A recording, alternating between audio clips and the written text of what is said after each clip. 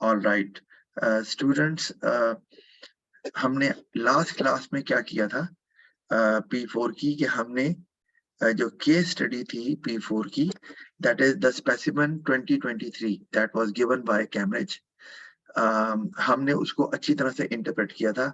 जो उस क्लास में नहीं थे तो they can watch my video, it has already been uploaded on my channel, ताकि उन्हें केस की इंफॉर्मेशन के बारे में पता चल जाए कि कहाँ पे कौन सी इंफॉर्मेशन यूजफुल है। अच्छा, अब हम स्टार्ट कर रहे हैं स्ट्रेट अवे क्वेश्चन के साथ। तो हमारे पास अगर ये केस स्टडी आपको अच्छी तरह से याद है रियान फार्म की, तो पहला क्वेश्चन हमें नजर आ रहा है, आज हम इसी को अटेम्प्ट करेंगे, होपफुली पूरा अटेम्प्ट कर लेंगे। Evaluate RF strategy for growth between 2008 and 2019, 20 number का क्वेश्चन है, राइट। तो आरएफ स्ट्रेटजी की टाइमलाइन हमें दी हुई है ऊपर, तो हम वहीं से स्टार्ट करेंगे, यहाँ से, राइट। 2008 से 2014 की पहले है, फिर 15, 16, 18, 19। अच्छा, ये ओवरऑल जो है ना वो स्ट्रेटेजी दी गई है आरएफ की। अच्छा, अब हम स्टार्ट कर रहे हैं क्वेश्चन के साथ। ये हमारे पास क्वेश्चन है, मैंने मार्क्स की डिस्ट्रीब्यूशन पहले ही लिख दी है ताकि आपको क्लियर हो जाए कि 20 नंबर में 3 नंबर नॉलेज के होते हैं, 2 marks are for application, 8 for analysis and 7 for evaluation. और मैंने कलर डिफरेंट इस्तेमाल इसलिए नहीं किए कि आपको अट्रैक्ट करें। आपको पता है कि I will be demonstrating each of the business skill with the same colour, यानी कि नॉलेज के लिए रेड, एप्लीकेशन के लिए ब्लू, और इसी तरह एनालिसिस और वैल्यूएशन के लिए भी वही कलर जो मैंने यहाँ पर इस्तेमाल किया। अच्छा, ओके, अब एक बात हम पहले से समझ लें जल्दी से कि नॉलेज के 3 नंबर तो मौजूद हैं, ओके, वो हमने लेने हैं। And I told you that there are 3 different ways of demonstrating knowledge. तो हम पहले नॉलेज पे बात जरूर करेंगे, लेकिन उससे पहले मुझे एक और बात बतानी है कि because now evaluation has 7 marks, so it is difficult to obtain 7 out of 7 in evaluation at the end of your answer। आपके लिए मुश्किल हो जाएगा। तो इसलिए इसमें मैं डेमोन्स्ट्रेट करूंगा आपको evaluation in the body as well, और evaluation जो हम क्वेश्चन के एंड पे करते हैं, that is the final recommendation. अच्छा, अब स्टार्ट करते हैं। तो सबसे पहले सबसे आसान तरीका जो नॉलेज डेमोन्स्ट्रेट करने का होता है वो होता है find a business concept in the statement of the question and define that term, but make it sure कि वो टर्म कहीं पर भी केस में डिफाइन ना की गई हो, अदरवाइज वो नॉलेज कंसिडर नहीं होगी। तो हमें यहाँ पर 2 चीजें नजर आ रही हैं जिनको हम डिफाइन कर सकते हैं, अप टू यू। और एक है स्ट्रेटेजी और एक है हमारे पास ग्रोथ। तो लेट्स से हम ना आसान जो है, आपको जो लगता है आप उससे स्टार्ट कर सकते हैं। तो लेट्स से हम ग्रोथ से स्टार्ट कर लेते हैं। अच्छा, अब मैं इसको डिफाइन कर रहा हूं पहले, तो मैं I be using the red colour. तो growth is one of the objective of a business. ये मैंने, अच्छा ये कलर शायद नहीं आया, तो मैं एक मिनट दोबारा से, just a minute. Growth is one of the objectives of a business, right? अच्छा, 3 नंबर नॉलेज के लेने हैं, मजाक तो नहीं है, ये तो हमने एक पॉइंट लिख दिया। अच्छा, इट कैन बी इंटरनल, आपको पता है इंटरनल ग्रोथ होती है, राइट? तो it can be internal, that is क्या मैं डिफाइन कर सकता हूँ अभी, using own financial and non financial resources, financial and non financial resource, यानी बिजनेस के जो रिसोर्सेज हैं अपने, उनको इस्तेमाल अगर आप कर रहे हैं एक्सपेंशन के लिए, तो that is what we call internal growth. अच्छा, एंड एक्सटर्नल, दोनों ना, एक इंटरनल होती है एक एक्सटर्नल होती है, और एक्सटर्नल को मैं साथ ही यहाँ पे बताता चलूं, that is using takeover और मर्जर्स, राइट। तो ये मैंने क्या किया कि मैंने नॉलेज के नंबर यहाँ पर गेन करने की कोशिश की है। तो मुझे यहाँ कम से कम 2 नंबर तो नॉलेज के जरूर मिलेंगे, और आगे हम देखेंगे कि हम नॉलेज आगे कहाँ इस्तेमाल कर सकते हैं। अच्छा, एक बात आपको क्लियर होनी चाहिए कि यहाँ पर हम पॉइंट मेंशन करके नॉलेज का मार्क नहीं ले सकते। उसकी वजह ये है कि यहाँ पर आपने कोई फायदा या नुकसान नहीं बता रहे हम यहाँ पर कि हम उसको स्टेट कर दें। हमने जो स्ट्रेटजी ऑलरेडी गिवन है केस स्टडी के अंदर, we are going to evaluate that. तो वो तो पहले से ही गिवन है।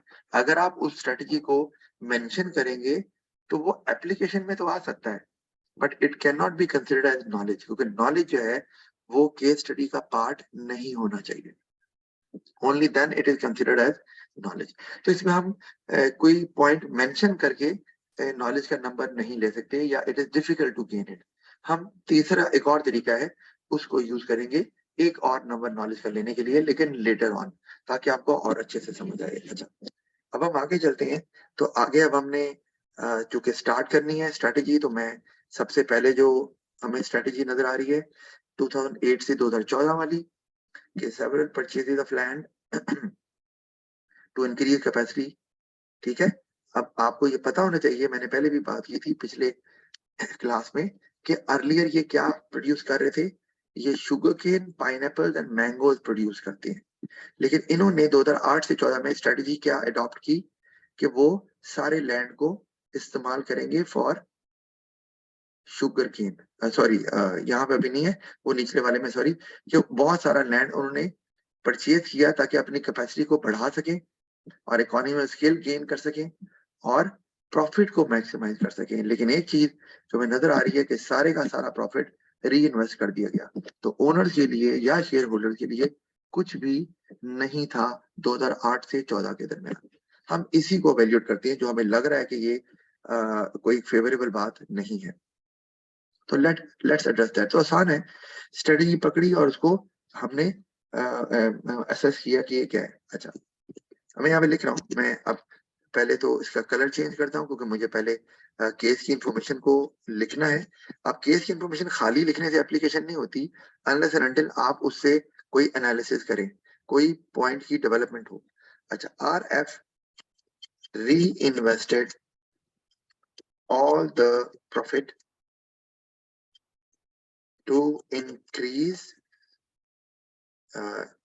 EASE, to increase capacity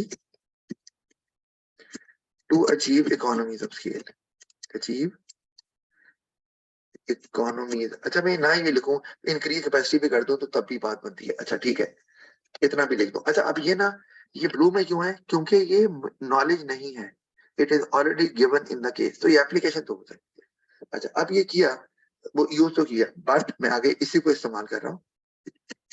ठीक है, बट द, अब यहां से मैं एनालिसिस शुरू करने लगा, तो मैं इसलिए कलर्स का चेंज कर दूंगा और कलर इस्तेमाल करूंगा एनालिसिस वाला। But the problem with this strategy, मैं प्रॉब्लम बता रहा हूँ, I'm into analysis now, but the problem with this strategy is that shareholders did not get anything। ठीक है, हमने अभी बात भी की है, shareholders या owners did not get anything। ठीक हो गया, तो ये हमने रेज किया। अभी काफी नहीं है, हमने एक पॉइंट तो बनाया है, लेकिन अब उसको हमने डेवलप करना है कि ये किस हद तक बिजनेस के लिए अनफेवरेबल है। अच्छा, अब आगे further, that might have made the shareholders unhappy, that might have made the shareholders unhappy, right? बिल्कुल ऐसे होगा। अच्छा, forcing them to sell their shares, right? यही होगा ना कि भाई हमें प्रॉफिट तो मिल नहीं रहा, चलो जी शेयर सेल ही कर दो फिर, टू सेल देयर शेयर्स। अच्छा, फिर एज अ रिजल्ट, और आपको मैंने बताया था, अब हम क्या कर रहे हैं, we are into chain of analysis. और आपको बताया था कि जब आप चेन ऑफ एनालिसिस बिल्ड कर रहे हैं तो आपको कनेक्टिव इस्तेमाल करने हैं। जैसे एज अ रिजल्ट मैं इस्तेमाल कर रहा हूँ, सो का वर्ड आ गया, या बिकॉज आ गया, लीडिंग टू, ये सारे कनेक्टेड है। तो एज अ रिजल्ट क्या होगा, share price might have gone down, वो शायद कम हो गई हो शेयर प्राइस, क्योंकि पुरानी बात हो रही है ना। एज अ रिजल्ट, सॉरी मैंने स्पेलिंग पूरे इस्तेमाल नहीं किए। As a result share price might have, मैं माइट हैव क्यों कह रहा हूँ, क्योंकि हमें पता नहीं है ये इन्फॉर्मेशन हमें केस के अंदर दी नहीं हुई। जब श्योरिटी ना हो तो फिर आप ये वर्ड इस्तेमाल करते हैं, माइट का, माइट हैव गॉन डाउन। अच्छा, क्यों कम हो रही है शेयर की प्राइस? क्योंकि भाई जब हर कोई शेयर बेचने पे लग जाएगा तो शेयर की सप्लाई ज्यादा हो जाएगी। मार्केट में शायद उतने लेने वाले ना हो जितने बेचने वाले हो, तो शेयर की प्राइस तो कम ही होगी। जिस तरह के गुड्स की बात करते हैं, अगर कोई गुड्स है मार्केट में उनकी सप्लाई बहुत ज्यादा है और खरीदने वाले ना हो तो प्राइस कम हो जाती है ना, ऐसे ही होता है। तो same in the case with shares. अच्छा, might have gone down and RF must have, अब मस्ट हैव को अगर ये हुआ होगा तो फिर ये भी लाजमी होगा, must have faced difficulty in raising funds. जाहिर बता, अब वो किसे? Through issue of shares, through issue of shares. तो मैं क्या कर रहा हूँ, आई am into chain of analysis, और मैं बता रहा हूँ कि ये जो स्ट्रेटजी में प्रॉफिट सारा री इन्वेस्ट कर रहे हैं उससे बिजनेस को क्या नुकसान हो रहा है, कि वो शेयर्स को अब फंड रेज करने के लिए इस्तेमाल नहीं कर पाएंगे, या करेंगे भी तो प्रॉब्लम ये है कि शेयर की प्राइस कम हो रही है, ज्यादा शेयर इशू करने पड़ जाएंगे, और ज्यादा शेयर इशू करके भी शायद वो आपका जो फंड्स हैं वो रेज ना हो। क्यों? कोई लेने वाला ही नहीं है, सारे तो बेच रहे हैं पहले। अच्छा, अब मैंने लिख तो दिया शेयर। अच्छा, आगे टू, अब मैं यहाँ पर, आपने फंड रेज टू करने हैं तो मुझे केस की बात करनी पड़ेगी। क्या? To take over neighbouring, to take over a neighbouring firm for $10 million। अब आप कहेंगे सर मैंने ये कहां से लिखा, आपने ये कहां से लिखा? तो जाहिर था आपको केस स्टडी को अच्छे से पढ़ के, मैंने कहा आपको हाईलाइट भी करनी होती है चीजें। अच्छा, ये नेबरिंग में क्यों आ रही लाइन? अच्छा, ये वो कह रहा है यू ना डालें भारत। अच्छा, नेबरिंग कंट्री। अब आप हम गौर करते हैं, दोबारा केस पे चलते हैं। तो आप यहाँ करो, ये 2008 से 14 में तो ये हमें नजर नहीं आ रहा, लेकिन अगर आप गौर करें तो 2016 में, क्योंकि मुझे कनेक्ट तो करना है ना, ये देखो, उनको टेक ओवर करने के लिए नेबरिंग फार्म $10 million चाहिए। इसका मतलब है 2014 में तो उन्होंने प्रॉफिट सारा री इन्वेस्ट कर दिया, लेकिन उसका उसकी रिपरकशन, उसकी कॉन्सिक्वेंसेज आपको अगले सालों में नजर आएंगे। 2015 या 16 में ऑफ कोर्स के शेयर होल्डर कहेंगे वो उन्होंने शेयर हो सकता है बेच दिया हो, तो फिर आप टेक ओवर कैसे करेंगे 2016 के अंदर? तो ये मैंने इस बात को कवर किया है यहाँ पर। अच्छा, अब ये हमने बात अपनी पूरी कर ली है। हमें यहाँ पर नॉलेज का नंबर भी मिला होगा, एप्लीकेशन का भी मिला है, और हमें एनालिसिस के भी नंबर यहाँ पर मिले हैं। अच्छा, एटलीस्ट 2 नंबर एनालिसिस के मिले होंगे, एक तो एप्लीकेशन का जरूरी मिला होगा, और नॉलेज के भी 2 हमें मिल गए होंगे यहाँ तक। तो हम आगे चलते हैं, यानी कि यहाँ तक अगर हम देखें तो हमें नंबर कितने मिल गए? तो नॉलेज के, एक एप्लीकेशन का हम अगर कम भी लगाते हैं, और 2 एनालिसिस की, तो हमें कितने नंबर मिल गए? 3 और 2, 5 नंबर हमें यहाँ पर हमने गेन कर लिए ऑलरेडी। ठीक है, लेकिन मैं अभी नंबर नहीं की गेम में नहीं जाऊंगा ताकि आप कंफ्यूज ना हो, क्योंकि मुझे थोड़ा सा आंसर लेंथी लिखना है आपको ज्यादा क्लियर करने के लिए। अच्छा, अब मैं क्या करने लगा हूँ, सबसे इंपॉर्टेंट चीज, और वो क्या है? वो है वेरिएशन इन द बॉडी। जैसे मैंने कहा, आप एंड पे सारे वेरिएशन के नंबर गेन कर नहीं कर सकते, ये आपके लिए मुश्किल होगा। हो सकता है कोई बच्चे कर भी लें, लेकिन still this is a better way to demonstrate variation in the body as well. अच्छा, बॉडी में क्या करते हैं आप? बॉडी में वेरिएशन कैसे होती है, और उसे, और वो क्या क्या होती है? वो ये होती है कि आपने अपना जो आर्गुमेंट बिल्ड किया है ऊपर, जो भी पॉइंट आपने डेवलप किया है, you go exactly against it, you challenge your own argument, you question it। अपने ही आर्गुमेंट में कीड़े निकालना कि जनाब नहीं, ऐसे नहीं भी हो सकता। अभी तो बताया ना स्ट्रेटजी खराब है, हमने यही बताया। तो जब मैं इसको क्वेश्चन करूंगा, चैलेंज करूंगा अपने ही आर्गुमेंट को, तो इसका मतलब है I am into making a judgement. अब मैं ओवरऑल क्वेश्चन की जजमेंट तो शायद नहीं दे रहा, लेकिन मैं अपने आर्गुमेंट को जो मैंने बिल्डअप किया है उसकी जजमेंट तो दे रहा हूँ। अच्छा, लेकिन एंड पे फिर भी मुझे क्वेश्चन को एड्रेस करना ही पड़ेगा। अच्छा, अब मैं क्या लिखने लगा हूँ कि अब मैं इसको वेरिएशन स्टार्ट कैसे करते हैं बॉडी में? हाउएवर से। अच्छा, मैं इसके लिए कलर डिफरेंट इस्तेमाल करता हूँ। कौन से वाला? वेरिएशन वाला, ताकि आपको पता चले कि हम वेरिएशन कर रहे हैं। हाउएवर, हाउएवर का मतलब है मैं अब वेरिएशन करने लगा। इफ जॉन, अच्छा जॉन कौन है आपको पता होना चाहिए। जॉन साहब जो हैं वो 51% शेयर्स के मालिक हैं, यानी कि मेजॉरिटी शेयर होल्डर है और मैनेजिंग डायरेक्टर भी है, राइट? तो अब मैं यहाँ किधर गया, हाँ जी, यहाँ पे। अब however if John, who is already already a majority shareholder, ये आपको खुद से सोचना है, ठीक है, and a managing director,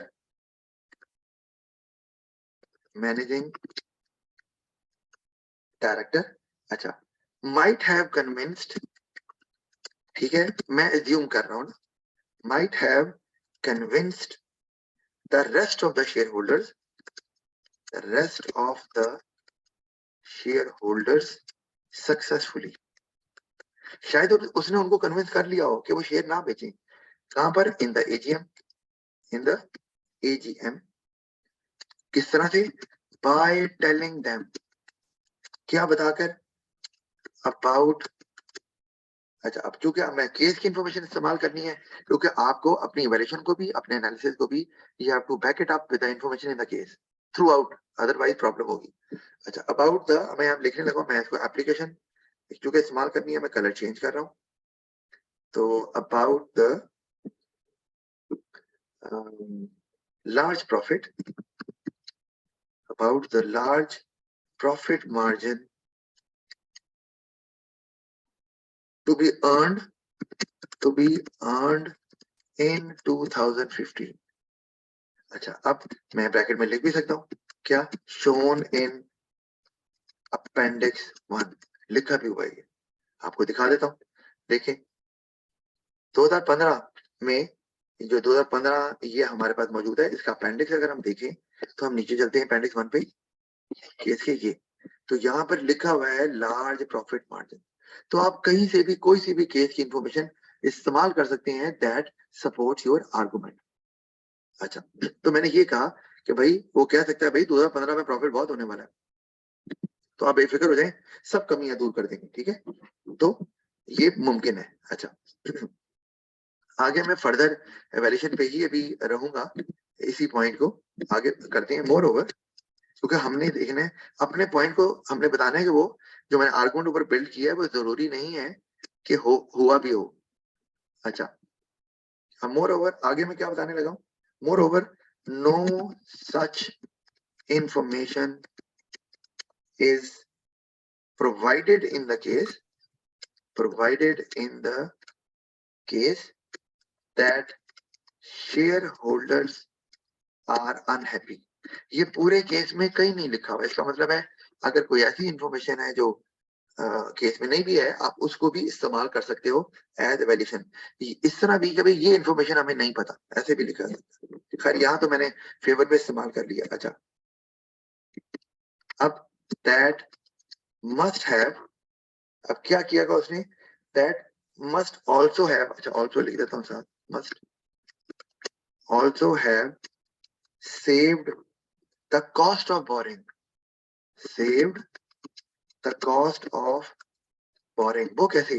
क्योंकि लोन नहीं लेना पड़ेगा ना, आपने सारा प्रॉफिट जो बिजनेस में री इन्वेस्ट कर दिया, तो आपको शायद बोरिंग ना नहीं करनी पड़ी होगी, ये फायदा बता रहा हूं मैं। तो save the cost of borrowing of RF, क्योंकि लोन लेंगे तो आपको इंटरेस्ट देना पड़ेगा। अच्छा, and might have been the right strategy, ठीक है। और आगे मैं यहाँ पर ये भी एप्लीकेशन भी में ही आएगा, टू मैक्सिमाइज प्रॉफिट मार्जिन।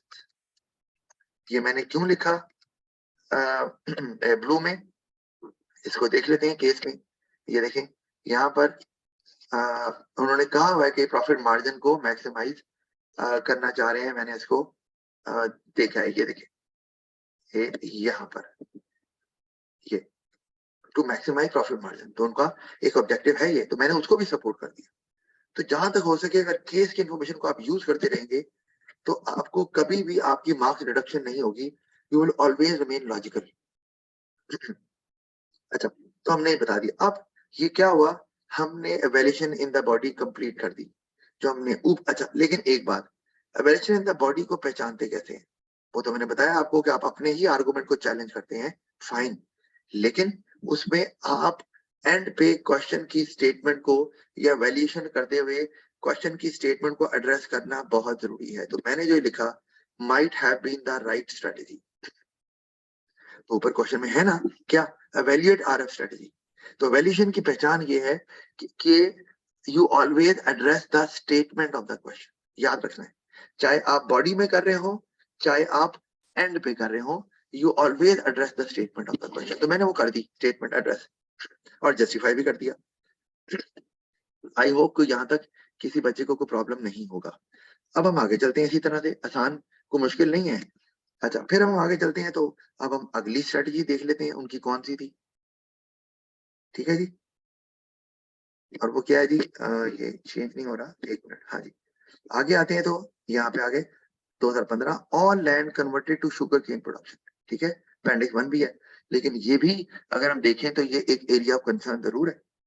सारे लैंड को शुगर केन में कर देंगे तो आपकी ओवर डिपेंडेंसी बढ़ गई, मतलब शुगर केन अगर आप नहीं बेच पाओगे तो प्रॉब्लम होगी, क्योंकि आपका तो सारा का सारा रेवेन्यू और प्रॉफिट शुगर केन से आ रहा है। अपेंडिक्स 1 को भी थोड़ा सा देख लेते हैं, 2015 का ये है। ठीक है, इसमें अगर आप गौर करो तो एक तो हमने पॉइंट रेज किया, ओवर डिपेंडेंसी हो रही है, रिस्क बढ़ गया है, सिर्फ शुगर केन आप प्रोड्यूस करेंगे और सारा रेवेन्यू और प्रॉफिट उसी से कमाएंगे। अच्छा, अब उन्होंने यहाँ तो बताया हुआ है कि ये एक्सपोर्ट मार्केट है रशिया की, China, Indonesia, United states, okay. और ऑस्ट्रेलिया जहां पर आरएफ ऑपरेट करती है वो 80% शुगर केन एक्सपोर्ट करते हैं। मतलब इसका मतलब है कि एक्सपोर्ट काफी होती है शुगर केन, तो इनके पास अपॉर्चुनिटी तो है आरएफ के पास कि वो एक्सपोर्ट कर सके अपनी शुगर केन को। लेकिन साथ में जो रिस्क की बात कर रहा था वो भी हमें नजर आ रहा है। क्या ऑस्ट्रेलिया अपनी शुगर केन प्रोडक्शन जो करते हैं फार्मर्स, उनको सब्सिडाइज नहीं करता, मतलब उनको सब्सिडी नहीं देता। तो एक क्वेश्चन यहाँ रेज होता है कि अगर सब्सिडी नहीं देता तो हो सकता है कि इनकी कॉस्ट ज्यादा हो। किनकी? जो आरएफ शुगर केन प्रोड्यूस करता है, क्योंकि उसके कंट्री में जो ऑस्ट्रेलिया में है उसको सब्सिडी नहीं मिल रही, तो हो सकता है उसकी कॉस्ट ज्यादा हो, क्योंकि गवर्नमेंट तो शेयर नहीं कर रही, तो हो सकता है प्राइस भी ज्यादा हो। ठीक है, जबकि यूरोपियन जो अमेरिकन प्रोड्यूसर्स हैं, यूरोपियन और अमेरिकन, वो सब्सिडाइज करते हैं, राइट। तो इसका मतलब हुआ कि हो सकता है कि उनकी जो प्राइस है वो इंटरनेशनल मार्केट में कम हो, तो ये प्रॉब्लम आ सकता है। ठीक है, मैं इसको यूज करने लगा हूँ।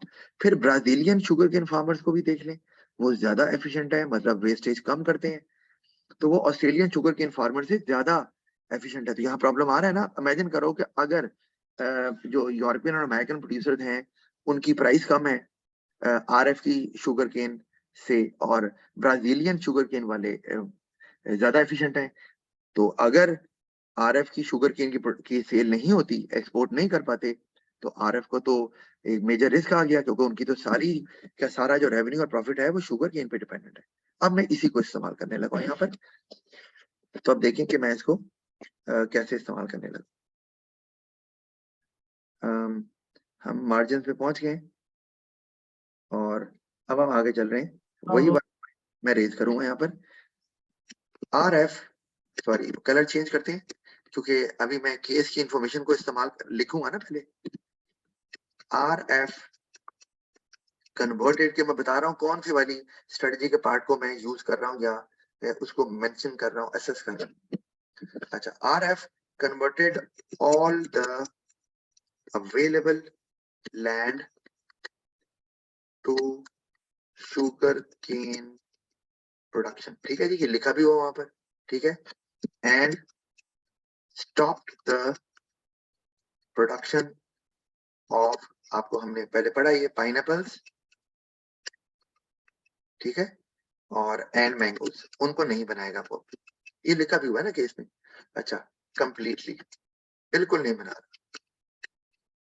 ठीक है जी, as it sees high profit margin in growing sugar cane, growing sugar cane. मुझे इसका कोई नंबर नहीं मिलेगा जब तक मैं इससे अपने एनालिसिस को नहीं निकालता, ये याद रखना है। आप अगर केस स्टडी की कोई भी इंफॉर्मेशन लिख देंगे और उससे एनालिसिस रिजल्ट नहीं होता, तो इसका मतलब है आपको एप्लीकेशन का भी कोई नंबर मिलने वाला नहीं।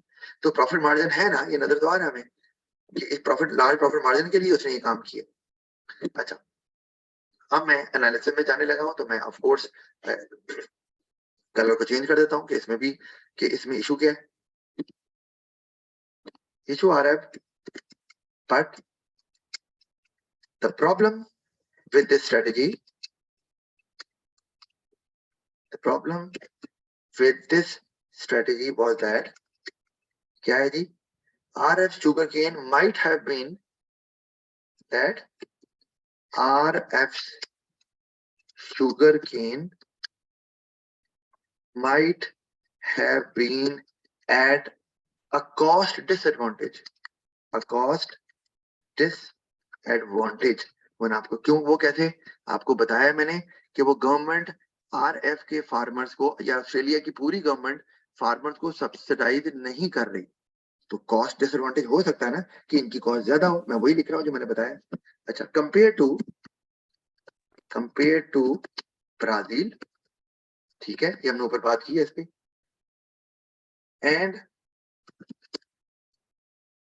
अच्छा, ब्राजील से क्यों कंपेयर कर रहे हैं, दोबारा से दिखा देता हूँ, क्योंकि ब्राजील में क्या है कि ब्राजील में वो ज्यादा एफिशिएंट हो सकता है, उनकी कॉस्ट जो है वो ज्यादा कम हो इनके मुकाबले में, क्योंकि इनको तो खुद से हो सकता है ये उतने एफिशिएंट ना हो, और एफिशिएंट क्या लिखा हुआ है कि ब्राजीलियन फार्मर जो हैं वो ज्यादा एफिशिएंटली बना रहे हैं शुगर केन को, इसका मतलब है उनका वेस्टेज कम है, तो ऑस्ट्रेलियन शुगर केन फार्मर्स की कॉस्ट ज्यादा हो सकती है,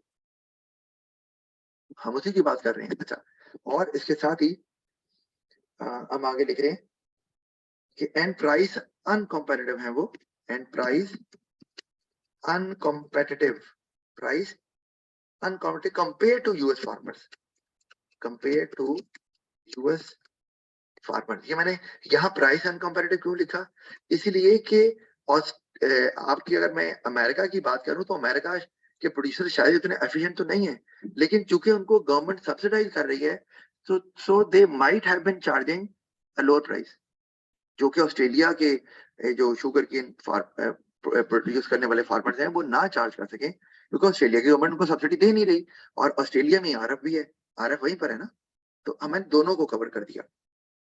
तो कंपेयर टू यूएस फार्मर्स, आगे मैं उसी को डेवलप कर रहा हूँ। द रीजन इज दैट, ये आई am into chain of analysis now, तो उसी को बता रहा हूँ। और द रीजन इज दैट, जो मैं चले बीइंग करते थे, द रीजन बीइंग दैट, अब आगे मैं, चूंकि मुझे एविडेंस चाहिए केस का कहीं ना कहीं से, क्योंकि मुझे अपने आर्गुमेंट को सॉलिड बनाना है, उसके लिए मुझे इंफॉर्मेशन केस से चाहिए। अच्छा, that RF sugarcane was not being, ये वही बात लिख रहा हूं जो मैंने आपको बताया, was not being subsidized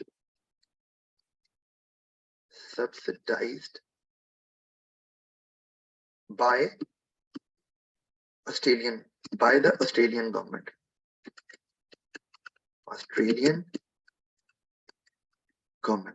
right? अच्छा, whereas आगे हम चलें, its competitors,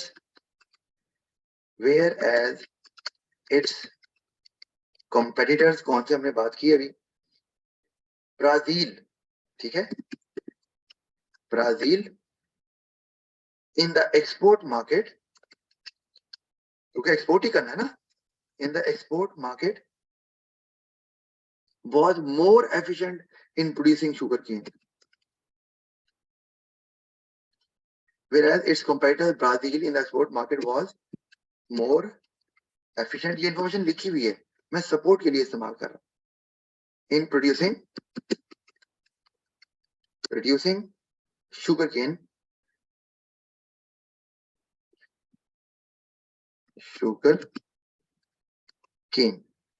अच्छा, एंड यूएस, और साथ ही यूएस की बात भी कर लेते हैं, एंड यूएस sugarcane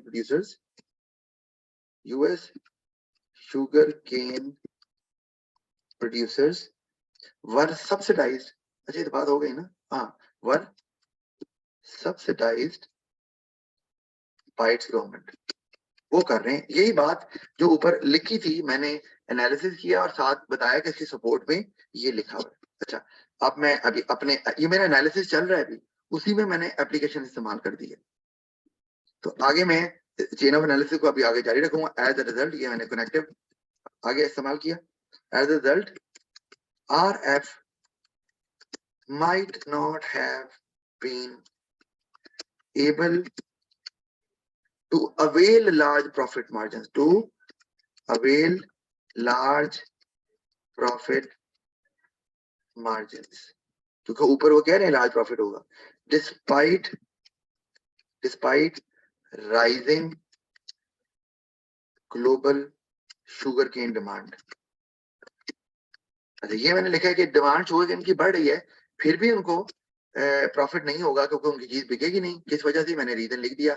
अच्छा, ये जो global rising global sugar cane demand है, ये कहाँ लिखा हुआ है? ये भी केस में लिखा हुआ है। और वो कहाँ? वो ये देखें अपेंडिक्स 1 में, global demand for sugar cane and sugar cane products is forecast to continue growing. तो मैंने इसी को इस्तेमाल किया। तो अगर आप केस की इंफॉर्मेशन को यूज करते रहेंगे कंटिन्यूअसली, तो आपका आर्गुमेंट कभी भी इलॉजिकल नहीं होगा और वो आप हमेशा जस्टिफाई कर पाएंगे। अच्छा, अब मैंने क्या किया, मैंने एक जो स्ट्रेटेजी थी उसको पकड़ के मैंने बताया इसमें क्या फ्लॉ था। अब मैं क्या करने लगा हूँ, वही जो आपको पहले बताया था, evaluation in the body.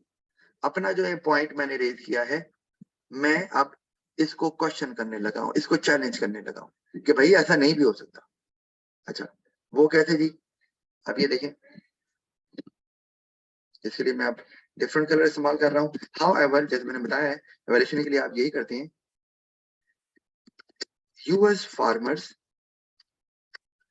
Despite being subsidised, ये कहा ना कि सब्सिडी मिल रही है उन्हें, subsidised, despite being subsidised by the government and, अच्छा एक तो ये कि उनको मिल रहा है, and Brazil despite being more efficient, and Brazil, हम अपने उस पॉइंट से नहीं हटेंगे जो ऊपर हमने बिल्ड किया है, हमें उसी पॉइंट को, हमारा फोकस वही उसी पे रहेगा, उसी पॉइंट को हमने बताना है कि भाई जो हमने आर्गुमेंट बनाया है इस पॉइंट को लेकर, वो जरूरी नहीं है कि ऐसा एक्चुअली हो भी या हुआ भी हो। तो and Brazil despite being more efficient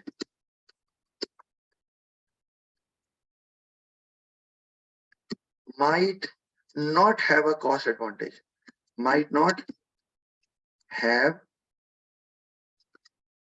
अच्छा, अब यहाँ पर मैं चाहूं तो एप्लीकेशन ब्लू कलर कर सकता हूं क्योंकि मैं केस की इंफॉर्मेशन को ही इस्तेमाल कर रहा हूं। माइट हैव अ, क्योंकि लिखा हुआ है ना केस में, माइट हैव अ कॉस्ट